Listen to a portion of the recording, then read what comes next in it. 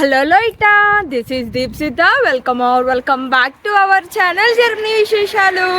మళ్ళీ జర్నీ గురించి ఒక మంచి ఇన్ఫర్మేటివ్ వీడియోతో మీ ముందుకైతే వచ్చేసాను. ఈ వీడియోలో మీ అందరినీ జర్మనీలో చాలా ఫేమస్ అయిన రేప్ సీడ్ పంట పొలాల దగ్గరికి అయితే తీసుకెళ్తున్నాను. ఆ రేప్ సీడ్ పంట పొలాలు అయితే జర్మనీలో చాలా ఫేమస్, చాలా బాగుంటాయి కూడా. సో అందుకనే నాకు ఏమనిపించింది అంటే మీ అందరినీ కూడా పంట పొలాలకి తీసుకెళ్ళాలి అని. ఇప్పుడైతే మనం ఆ పంట పొలాలకి వెళ్లే దారిలో అయితే ఉన్నాము. ఇంకా మన ఛానల్ ని ఎవరైనా సబ్స్క్రైబ్ చేసుకోకపోతే ప్లీజ్ సబ్స్క్రైబ్ చేసుకోండి. మన ఛానల్లో వీడియోస్ జర్నీ వచ్చే వాళ్ళకే కాదు, జర్నీలో ఉండే వాళ్ళకి కూడా చాలా యూజ్ అవుతాయి. సో ఇంకా మన ఛానల్ ని ఎవరైనా సబ్స్క్రైబ్ చేసుకోకపోతే ప్లీజ్ సబ్స్క్రైబ్ చేసుకోండి. పంట పొలాలు అయితే కేవలం సమ్మర్ సీజన్ లోనే ఉంటాయి. జర్మనీలో ఖచ్చితంగా నడిచేటప్పుడు వాకింగ్ పాత్ లోనే నడవాలి అని చెప్పాను కదా. ఆ క్రాప్స్ కి వెళ్లే దారిలో వాకింగ్ పాత్ అయితే ఇలా ఉంది. పక్కనే రోడ్డు ఉందన్నమాట. ఇదిగోండి, ఇది పక్కనే రోడ్డు మీద అయితే నడవడానికి లేదు. ఆ రోడ్డు మీద ఓన్లీ కార్స్ కానీ బైక్స్ కానీ ఇలాంటివే వెళ్ళాలి. ఇంకా సైకిల్స్ అని నడిచే వాళ్ళందరూ ఈ పాత్లోనే నడుచుకుంటూ రావాలన్నమాట.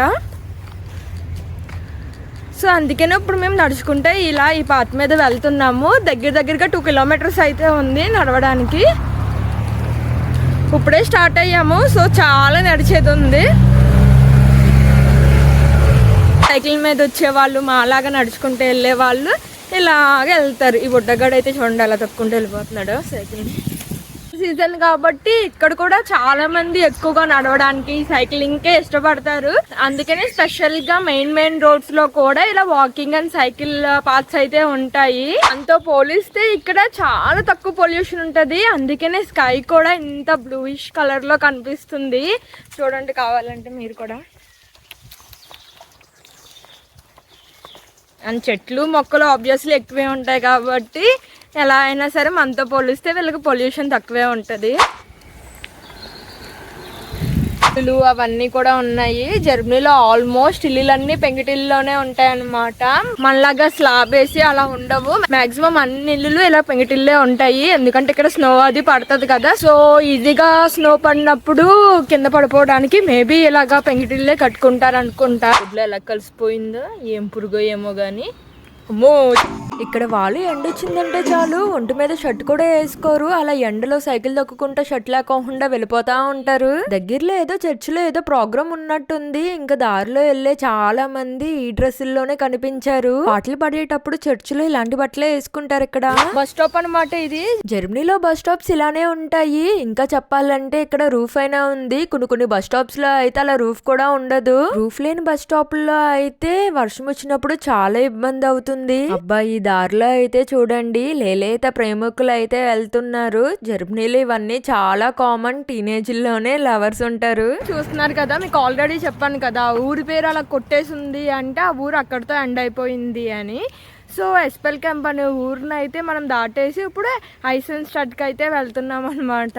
అండ్ మనమైతే ఇప్పుడు పంట పొలాలకు కూడా చాలా దగ్గరగా వచ్చేసాము. ఇంకొక 5 నిమిషాలు నడిస్తే చాలు వెళ్ళిపోతాం అనమాట పంట పొలాల దగ్గరికి అయితే. యాక్చువల్లీ ఇప్పుడు మీరు అందరూ నన్ను తిట్టుకుంటారో ఏమో అని భయం వేస్తుంది. ఫుల్ హైప్ అయితే ఇచ్చి తీసుకొచ్చాను కదా. తీరా ఇక్కడికి వచ్చిన తర్వాత చూస్తే ఆ రేప్ సీడ్ ఫ్లవర్స్ అయితే కాయల కింద మారిపోయినాయి. అసలు ఏం కనిపించట్లేదు. యాక్చువల్లీ ఇదే అనమాట పంట పొలం అయితే. ఇక్కడ ఇదొకటే కాదు, చాలా ఫార్మ్స్ అయితే ఉన్నాయి. బట్ ఏ ఫామ్ లోను ఫ్లవర్స్ అయితే లేవు. నేనైతే చాలా ఎక్సైట్ అయ్యాను మీ అందరికి చూపించాలని. ఎప్పుడు బస్సులో నుంచి వెళ్ళేటప్పుడు చాలా బాగా చూసేదాన్ని ఈ ఫ్లవర్స్ అయితే. 1 వీక్ నుంచి దారిలో కూడా నేను రాలేదు. అందుకే నాకు అసలు తెలియలేదు ఇలా అయిపోయింది పంట అంతా అని. పువ్వు అయితే దగ్గర నుంచి చూడడానికి ఇలా ఉంటది మొక్కది. ఎంత కష్టపడి నడుచుకుంటా వస్తే ఏం లాభం చెప్పండి. మీ అందరికి కరెక్ట్ గా అసలు ఈ ఫామ్ అందాన్ని చూపించలేకపోతున్నానని చాలా బాధపడుతున్నాను. పువ్వులన్నీ కాయల్లా కాసేసినాయి. ఇక్కడ కాయల్ని చూపిస్తున్నాను చూడండి. ఇవే కాయలు అన్నమాట.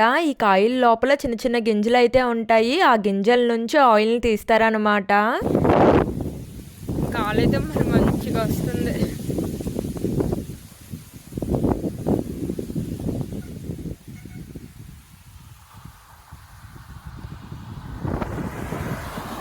ఇలా కొంచెం దూరం నుంచి చూస్తుంటే ఏదో కొంచెమైనా ఉన్నట్టు కనిపిస్తుంది కానీ దగ్గరికి వెళ్ళి చూస్తే అసలు ఏమీ లేదు. ఇంకెక్కడ దూరంగా కనిపిస్తున్నాయి చూసారా, ఇవన్నీ కూడా పంట పొలాలే. కానీ ఏం చేస్తాం చూసారా, ఎక్కడ ఒక పువ్వు కూడా లేదు.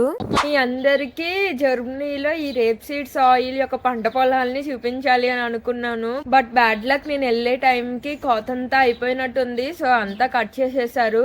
మీ అందరికి విషయాలన్నీ పంట పొలాల దగ్గరే చెప్దామని అనుకున్నాను. బట్ పంట ఏం లేదు కదా, సో అందుకనే అక్కడ చెప్పకుండా ఇంకా నడుచుకుంటే ఇంటికైతే వచ్చేసి ఇంకా ఇంటి దగ్గర అయితే వీడియోని అయితే స్టార్ట్ చేశాను. ఇండియాలో ఉన్నప్పుడు వేరుశనగుల నూనె, సన్ఫ్లవర్ నూనె అలానే తెలుసు అనమాట. నాకు నిజంగా జర్మనీ వచ్చిన తర్వాతే ఈ ఫ్లవర్ నుంచి ఇలా ఈ ఆయిల్ వస్తుంది అనే విషయాలు అయితే నాకు తెలిసింది. మన ఇండియాలో కూడా 4000 ఇయర్స్ బ్యాక్ ఈ రేప్సీడ్ ఆయిల్ అయితే యూజ్ చేసే వాళ్ళంట. ఇప్పుడైతే ఎక్కువగా ఈ రేప్సీడ్ ఆయిల్ ని యూరోపియన్ కంట్రీస్ లోను, కెనడాలోను ఎక్కువ యూజ్ చేసుకుంటున్నారు. అండ్ చైనాలో కూడా ఎక్కువ యూజ్ చేస్తున్నారు. ఈ యూరోపియన్ కంట్రీస్ లో కూడా ఎక్కువగా ఫ్రాన్స్ అండ్ డెన్మార్క్ లో ఈ ఇండస్ట్రీస్ అయితే ఉన్నాయన్నమాట. జర్మనీలో కూడా ఈ రేప్ సీడ్ ని ఎక్కువగా పండిస్తారు. ఇంకా సమ్మర్ సీజన్ వచ్చిందంటే మనకి ఎక్కువగా ఈ పంట పొలాలు అయితే కనిపిస్తాయి. జనరల్ గా ఏప్రిల్ నుంచి మే వరకు ఈ వీటిని అయితే పండిస్తారు. డెఫినెట్లీ నేను నెక్స్ట్ ఇయర్ అయినా సరే మీ అందరికి చూపిస్తాను. నిజంగా చెప్తున్నాను, చాలా కలర్ఫుల్ గా ఉంటది అనమాట.